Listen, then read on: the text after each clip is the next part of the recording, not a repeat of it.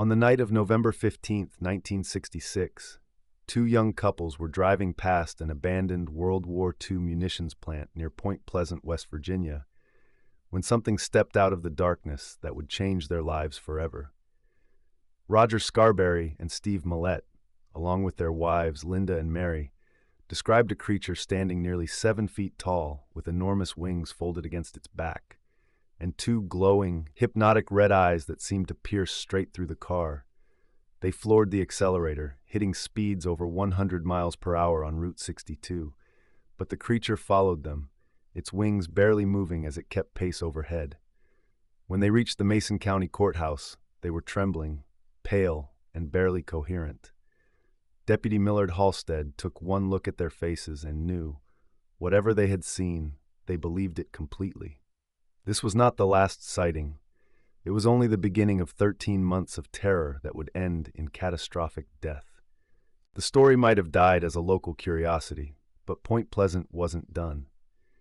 In the days and weeks following the Scarberry Mallette encounter, over 100 residents came forward with their own sightings of the creature that the media quickly dubbed the Mothman. On November 16th, 1966, just one night later, Marcella Bennett was visiting friends near the TNT area when a massive gray figure rose slowly from the ground behind a parked car. She was so paralyzed with fear that she dropped her infant daughter. Newell Partridge, a building contractor in Salem, West Virginia, reported that on that same November 15th night, his television had suddenly emitted a strange whining sound before his German Shepherd bolted toward the barn and was never seen again. The dog's disappearance was never explained. Something was hunting in the hills of West Virginia, and it was not afraid to be seen.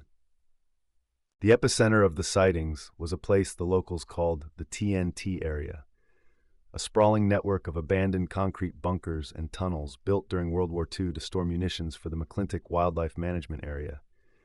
By 1966, the site had been decommissioned for over 2 decades, its tunnels flooded with toxic waste and its igloos crumbling in the Appalachian woods. But the TNT area had a secret. During the war, the federal government had used this facility for far more than simple ammunition storage. Classified documents later revealed connections to experimental chemical weapons programs. Residents who lived near the site had long complained of strange lights in the sky, unexplained sounds, and animals behaving erratically. Was the Mothman drawn to this location, or was it created there? The government sealed many of the tunnels in the years after the sightings, and to this day, certain sections remain off-limits to the public. As the Mothman sightings multiplied, something equally disturbing began happening in Point Pleasant. Residents reported being visited by strange men in dark suits who arrived in black Cadillacs and asked unsettling questions about what people had seen. These men in black, as researcher John Keel would later document, did not behave like normal government agents. Witnesses described them as having oddly waxy skin, speaking in a stilted mechanical manner, and being unfamiliar with basic objects like pens and eating utensils. Mary Heyer, a journalist for the Athens Messenger who had been diligently documenting every Mothman report, was visited repeatedly by these figures in her office in late 1966 and throughout 1967. They demanded her notes and warned her to stop writing about the sightings. Heyer refused, but she confided to Keel that the encounters left her deeply shaken. Who were these men, and why were they so desperate to suppress what was happening in Point Pleasant? John Keel arrived in Point Pleasant in December 1966, a seasoned investigative journalist who had written for Playboy, Esquire, and numerous other publications. What he found there would consume the next 2 years of his life and produce one of the most disturbing paranormal investigations ever documented. Keel interviewed over 100 witnesses and discovered that the Mothman sightings were only part of a much larger pattern. Residents were experiencing poltergeist activity, precognitive dreams, phone lines filled with electronic interference, and contact with a being who identified himself as Indrid Cold. Cold reportedly approached a sewing machine salesman named Woodrow Derenberger on Interstate 77 on November 2, 1966, 2 weeks before the Scarberry sighting, and communicated telepathically from a strange vehicle. Keel became convinced that Point Pleasant was a window area, a geographic location where the barrier between dimensions was thin. His investigation would eventually be published in 1975 as the Mothman Prophecies. The UFO sightings that accompanied the Mothman reports were impossible to ignore. Between November 1966 and December 1967, residents of Point Pleasant and surrounding Mason County reported dozens of unidentified flying objects, glowing orbs, cigar-shaped craft, and pulsating lights that hovered over the Ohio River and the TNT area. On November 26, 1966, Ruth Foster of Charleston reported seeing a tall gray figure standing in her yard with glowing red eyes, and minutes later, a luminous object streaked across the sky. Thomas Urey, driving along Route 62 on November 25, 1966, watched a winged creature lift off from a field and follow his car, while overhead, a large circular craft hung motionless in the sky.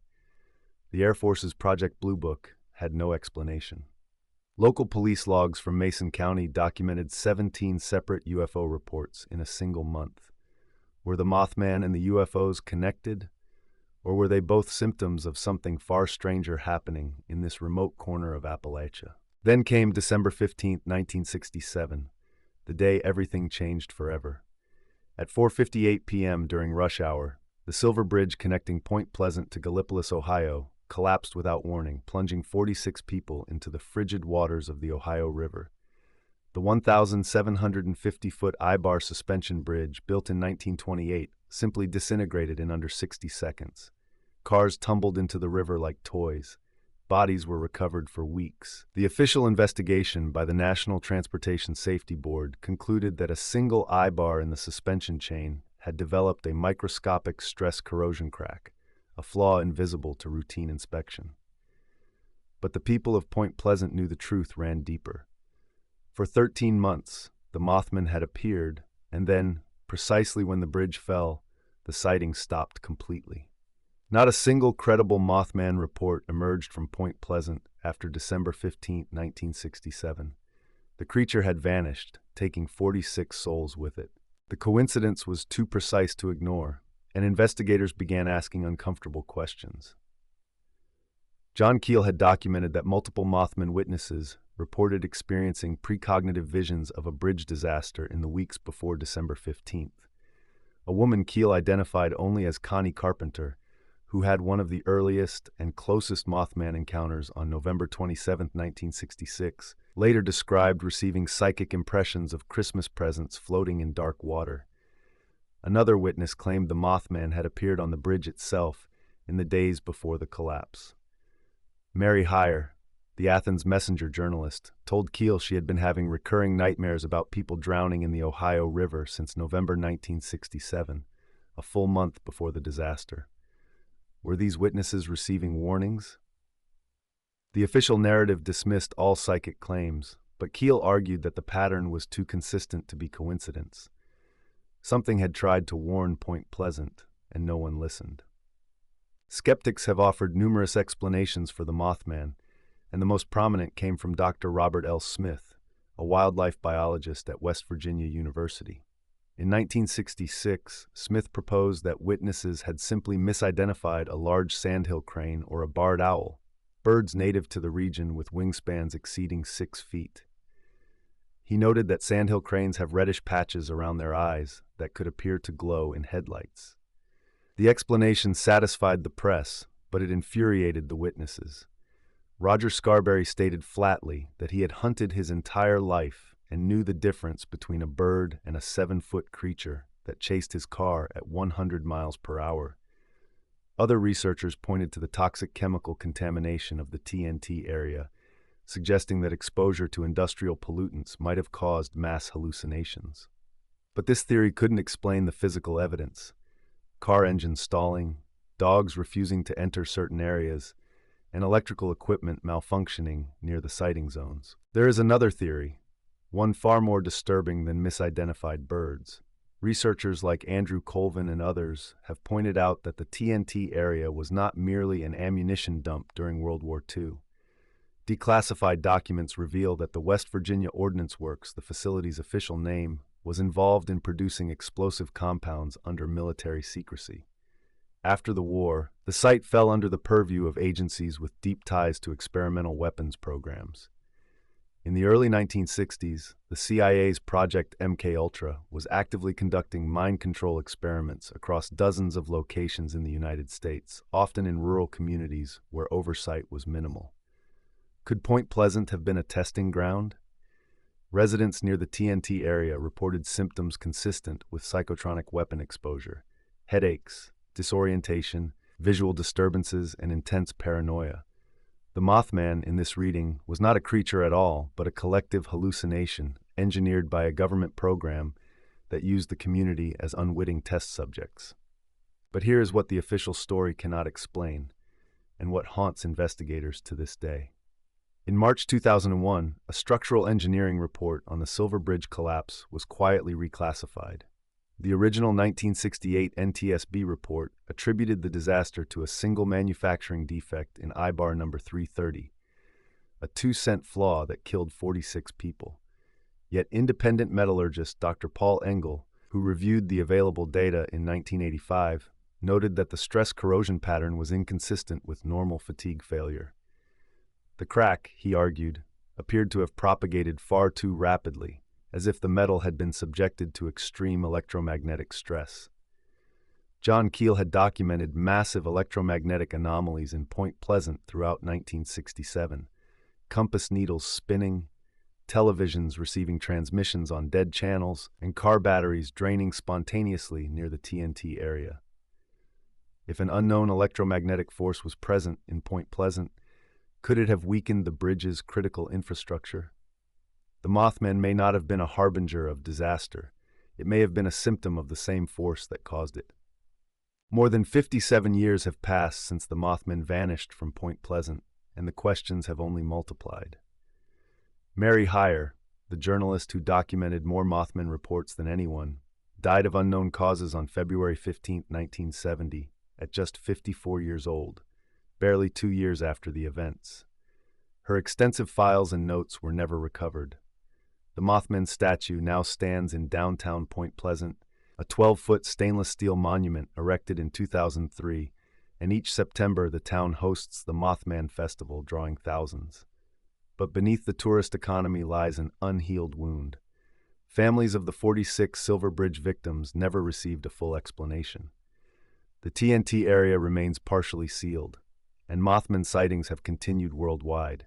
From Chernobyl in 1986 to Fukushima in 2011, witnesses have described a winged, red-eyed figure appearing before catastrophic disasters. What was the Mothman?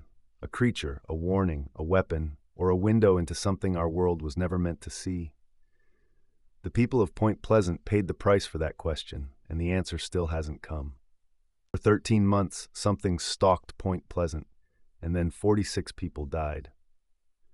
The warnings were there, the witnesses spoke, and yet the truth about the Mothman remains buried beneath decades of silence and ridicule.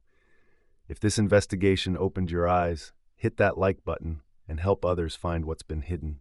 Subscribe and ring that notification bell, because the next case we crack might be the one that finally proves we were never meant to know what watches us from the dark.